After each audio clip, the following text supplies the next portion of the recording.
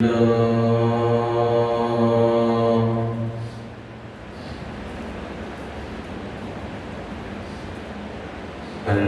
لله وكفى وسلام على عباده الذين اصطفى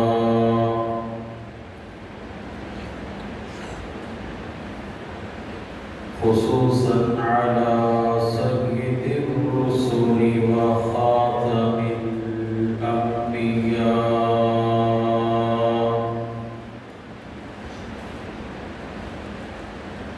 المبعوث إلى كافة للناس بشيرا ونذيرا وداعيا إلى الله بإذنه وسراجا منيرا.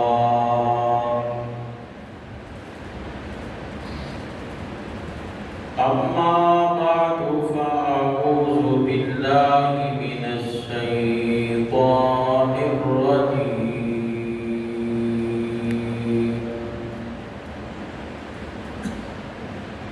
بسم الله الرحمن الرحيم.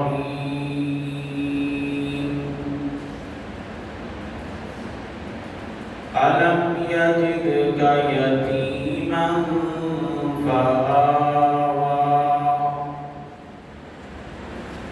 صدق الله خالق مولانا العظيم وبلغنا رسوله النبي الكريم ونحن على ذلك لمن الشاهدين والشاكرين والحمد لله رب العالمين.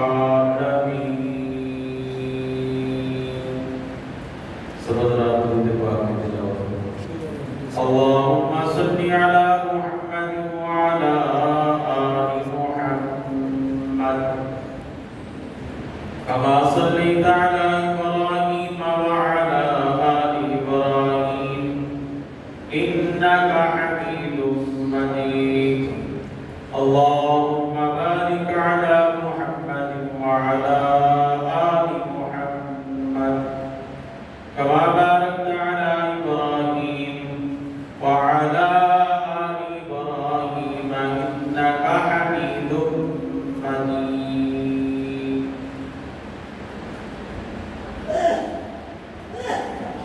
میرے انتہائی واجب الاحترام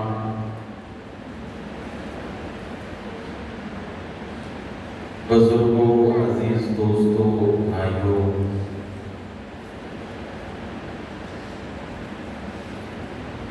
ربیع الاول کا مہینہ شروع ہے.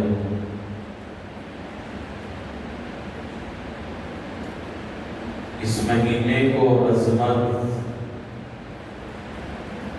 اس لیے حاصل ہے کیونکہ اس مہینے میں امام الانبیاء احمد مجتبیٰ محمد مصطفیٰ صلی اللہ علیہ وسلم دنیا میں تشریف لایا. آپ کو رسالت بھی اسی مہینے میں عطا کی گئی اور آپ کی رحلت بھی اسی مہینے میں ہے. 3 کام ہو گئے. آپ کی ولادت مبارک بھی اسی مہینے میں، آپ کو رسالت یعنی نبوت عطا کی گئی وہ بھی ربیع الاول کے مہینے میں، اور آپ کی رحلت یعنی آپ دنیا سے تشریف لے گئے تو مہینہ ربیع الاول ہی کا تھا.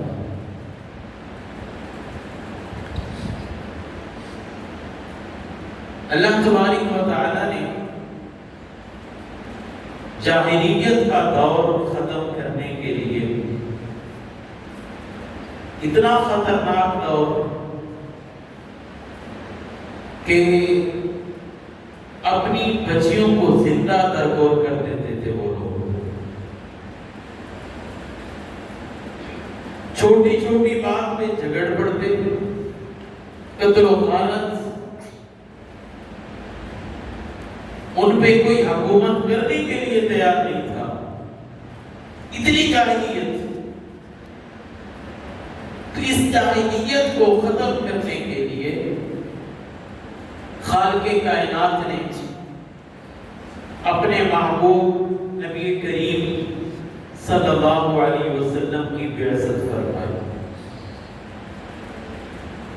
آپ کمالات والے نبی ہیں. آپ کے آنے سے پہلے ہی آپ کے تذکرے اور چرچے دنیا میں تھے. دیکھو نا، دنیا کا اصول یہ ہے کہ بچہ دنیا میں آتا ہے، پھر اس کا نام لگتا ہے، پھر اس کے تذکرے ہوتے ہیں، پھر اس کے چرچے ہوتے ہیں، پھر وہ شہرت حاصل کرتا ہے، کسی مشن میں، کسی فن میں وہ نام کماتا ہے، اور اس کا نام مرنے کے بعد ختم. پھر کوئی نہیں جانتا کون تھا تو کون نہیں. اس کا فن، اس کا علم سب ختم ہو جاتا ہے. پیدائش سے اس کا تذکرہ شروع، وفات میں اس کا تذکرہ ختم. اس کائنات میں ایک ہی ہستی ہے، اس کا تذکرہ پیدائش سے شروع نہیں ہوا اور جس کا تذکرہ وفات کے ختم نہیں ہوا. پیدائش سے پہلے بھی اس کا تذکرہ تھا، وفات کے بعد بھی اس کے تذکرے ہیں. وہ صرف ایک ہستی ہے جس کو امام الانبیاء احمدی مصطفیٰ محمد مصطفیٰ صلی اللہ علیہ وسلم کہتے ہیں.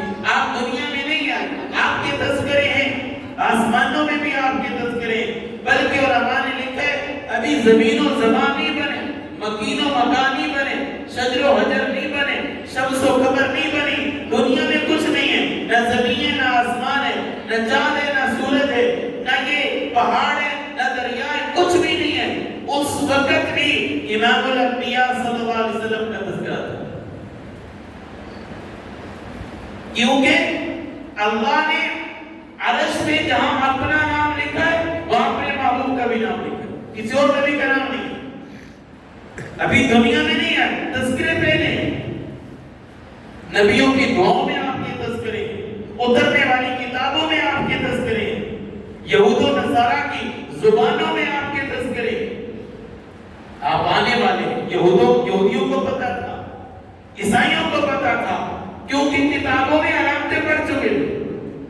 الذین آتیناہم الکتاب یعرفونہ کما یعرفون ابناءہم. اللہ فرما رہے ہیں کہ یہود و نصارہ حضور علیہ السلام کو ایسے پہچانتے تھے جیسے سب کا باپ اپنے بیٹے کو پہچان لیتا ہے. چاہے وہ بیٹا رش میں کھڑا ہو، مجمع میں کھڑا ہو، تو باپ پہچاننے کا یہ میرا ہے.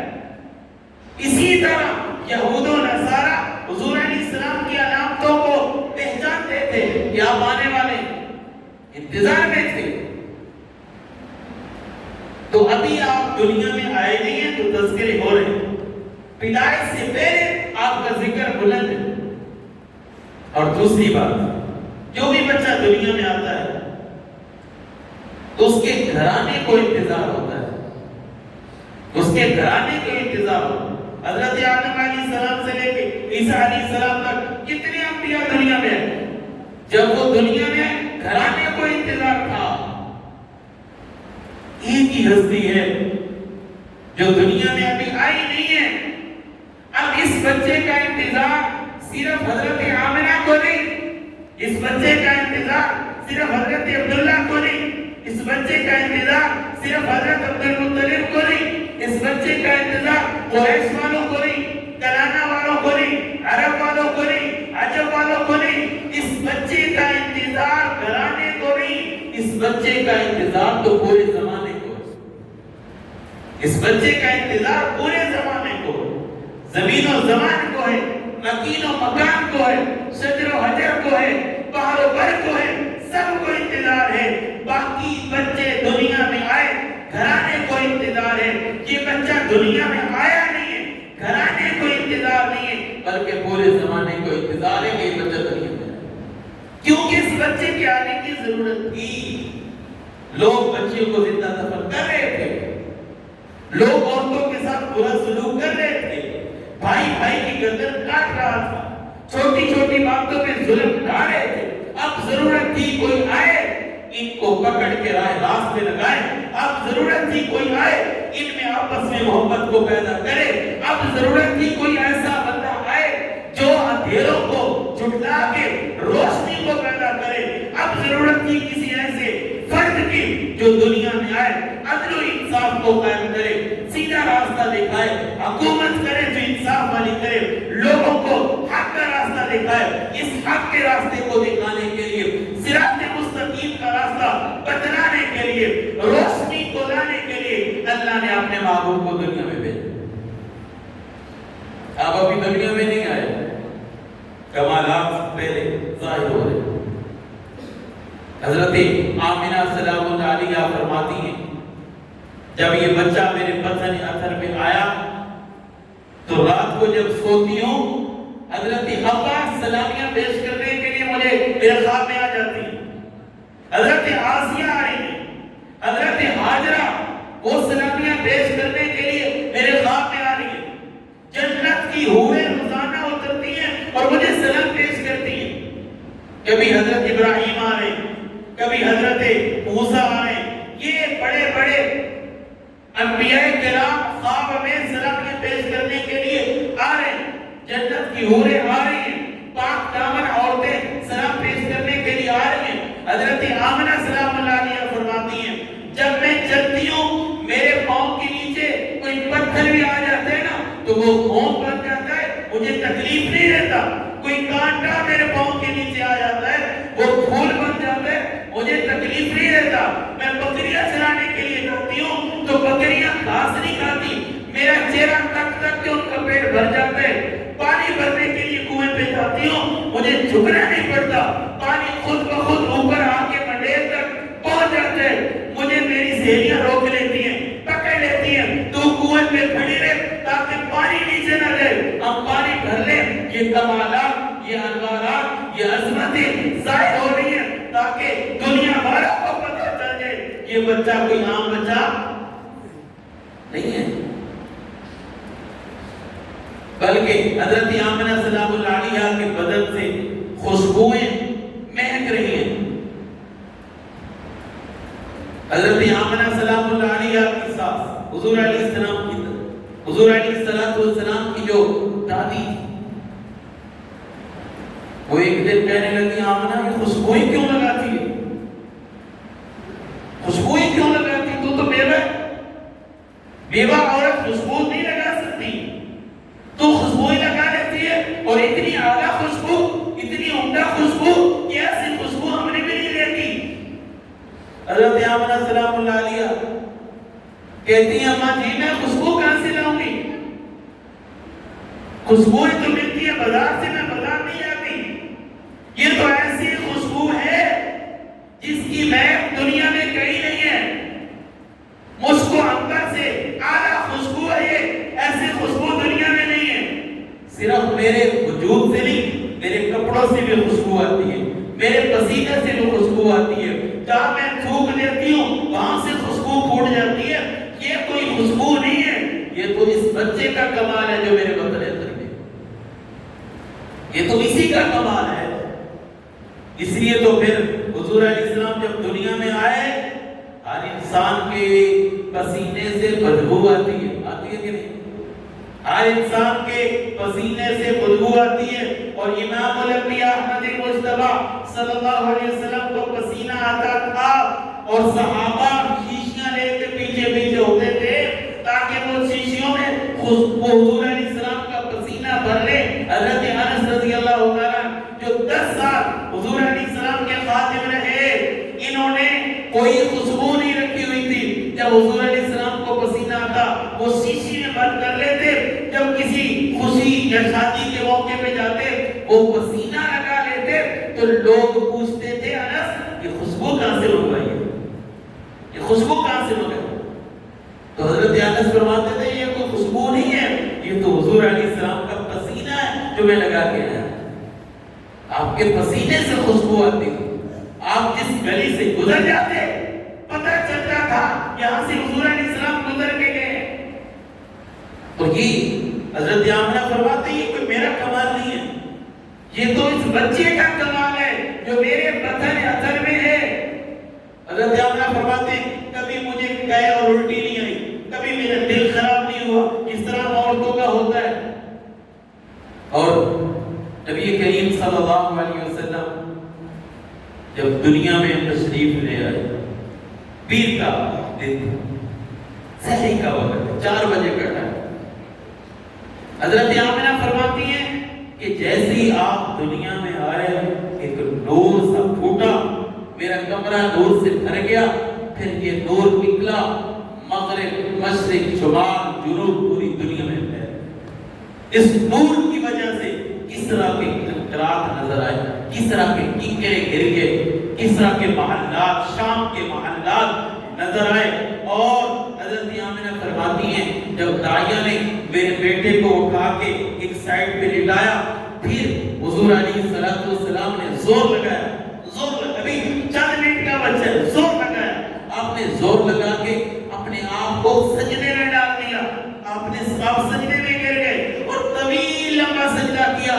حضرت آمنہ فرماتی ہیں گھبرا گئی، پتہ نہیں اس بچے کو کیا ہو گیا، سجدے میں پڑا ہوا ہے، سر سجدے میں رکھا ہو، اس طرح عام بندہ سجدہ نہیں کرتا، ایسے ہوا آپ نے سجدہ کیا اور اللہ کی حمد و تعریف کی، اللہ کے سامنے کچھ دعا کی۔ حضرت آمنہ فرماتے ہیں مجھے یوں محسوس ہو رہا تھا آپ اللہ سے کہہ رہے تھے یا اللہ میری امت کو عذاب سے بچانا اور میری امت کو ہدایت دے۔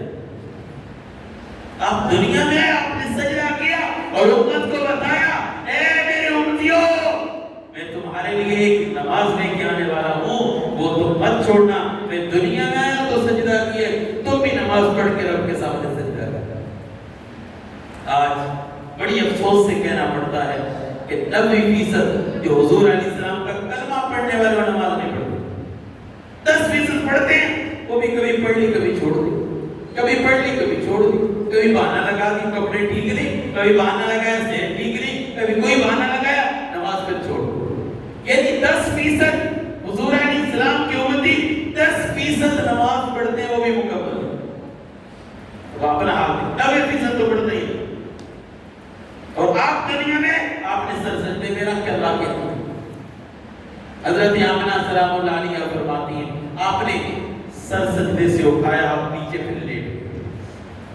تھوڑی دیر کے بعد ایک بادل سایہ چھت سے اندر داخل ہوا، پورے کمرے میں بادل اندھیرا ہو گیا، بچہ میری آنکھوں سے اوجھل ہو گیا۔